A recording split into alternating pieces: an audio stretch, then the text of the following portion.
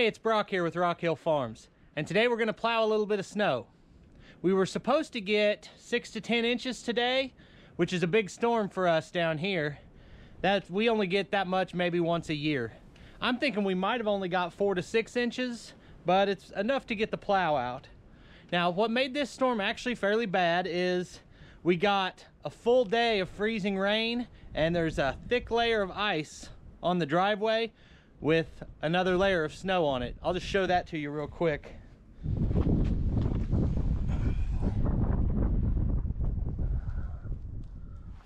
Seeing that makes me realize I should have salted this first. If I had come out here on the first day it started raining and salted this again, it might make this easier. Anyway, I'm gonna go get the tractor started, then let it warm up for a while, then we'll get it switched over to the plow and get started. Now, we do have a crew that works up here in the shop, and I just told them all to take the day off. And oh, so there's the drift. I just stepped in that higher snow again. I told the crew to take the day off, and I'll get the snow cleared so they've got somewhere to park tomorrow. Let's see how she starts this morning.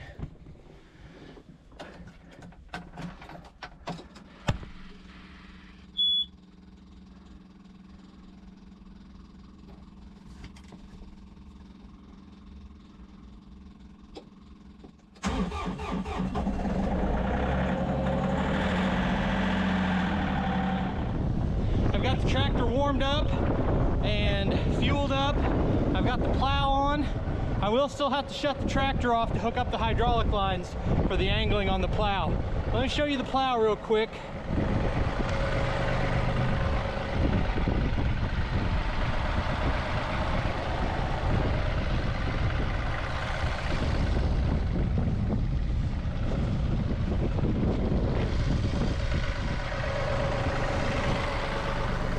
That is a 72-inch Artillian plow with the side deflectors. It's got a top deflector and it's got the markers on it. So, kind of got all the options on this one. All right, we'll shut this down and get those hydraulic lines hooked up and get started.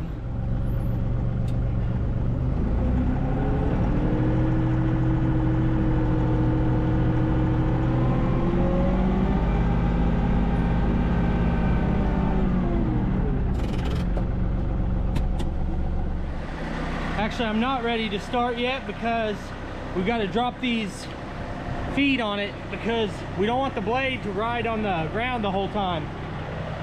I want to drop these down lower than that.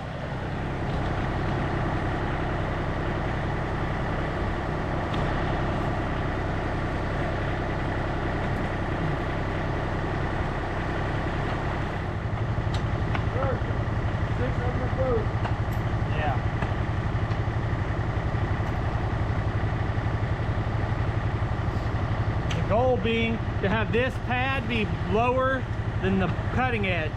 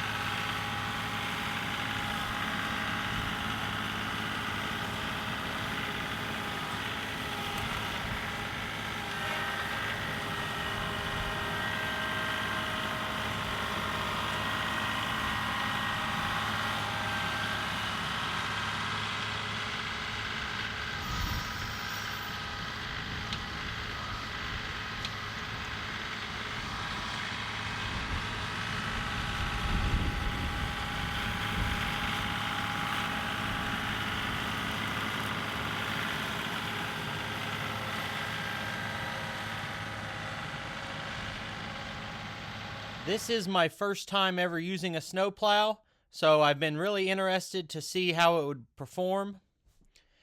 I have several different things I wasn't sure about. One is the best pattern or technique to use. So what I did was angle the plow all the way to the right and make a pass down the middle, and then I just kept it angled to the right and kept moving over. I figure no matter what you do, you're going to have snow coming off the sides of the plow, so might as well just keep working it in one direction. After that, I went back to the middle, angled the plow to the left, and started working my way in that direction, and it seemed to work pretty well.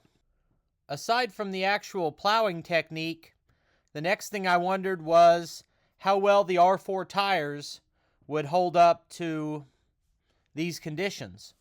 I've heard a lot of people complain that R4 tires are not good on snow, and every bit of my property is a hill. I'm either working up and down a hill or across a hill or dealing with some kind of slope. So at the end of the video, I'll give you my thoughts on how these tires perform.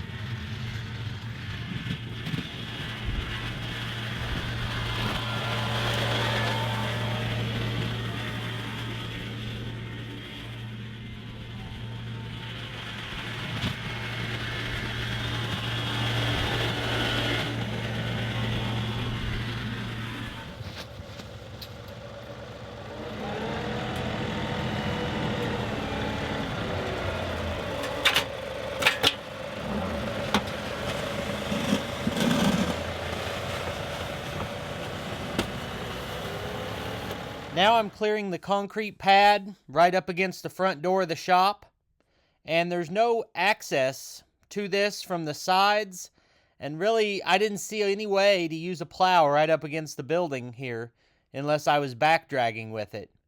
So I already had the box blade on, and I pulled everything out with the box blade and lifted the blade in the same place on each pass so that I had a row of snow left that I could work out of the way when I was done.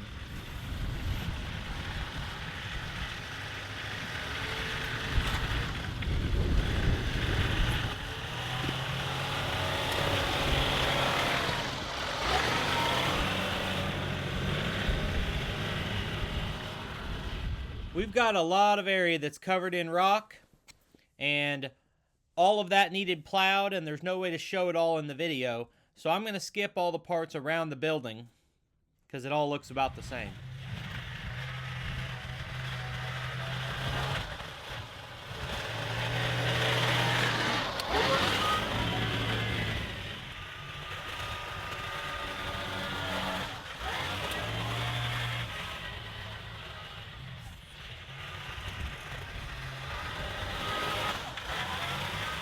As you see me working on the area in front of the driveway, I found this to be one of the harder sections because I couldn't exactly tell where the driveway ended and when I was getting into the yard, so I think I ended up gouging the yard with the blade quite a bit.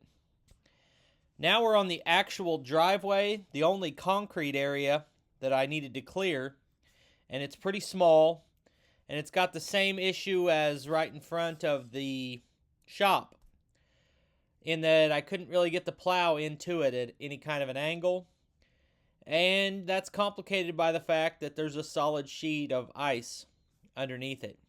And really, I think the only thing that was going to work here was salt or de-icer. After I hit it with the salt, I brought the box blade back out and was able to scrape most of the ice off at that point.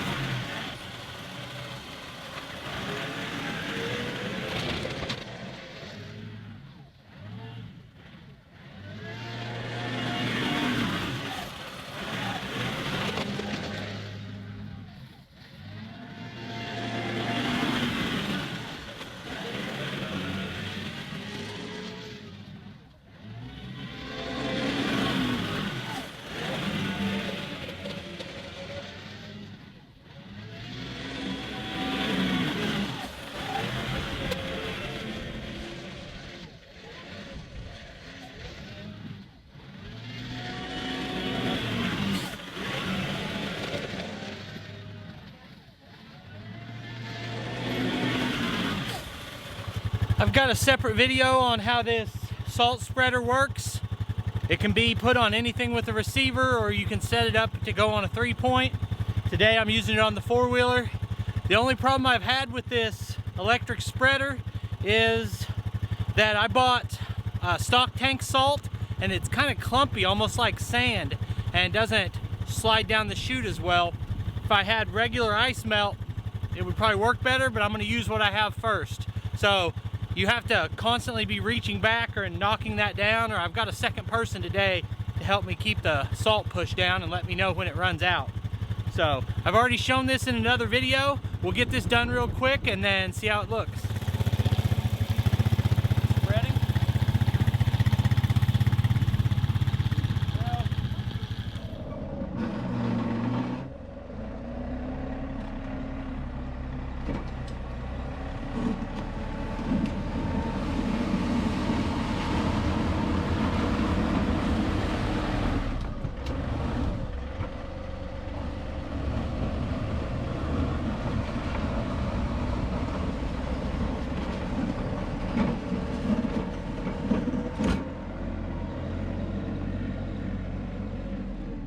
What you're seeing now is after the salt has had about 15 or 20 minutes to sit and work on thawing that ice. It's helping quite a bit, but it's not working as fast as I thought it would.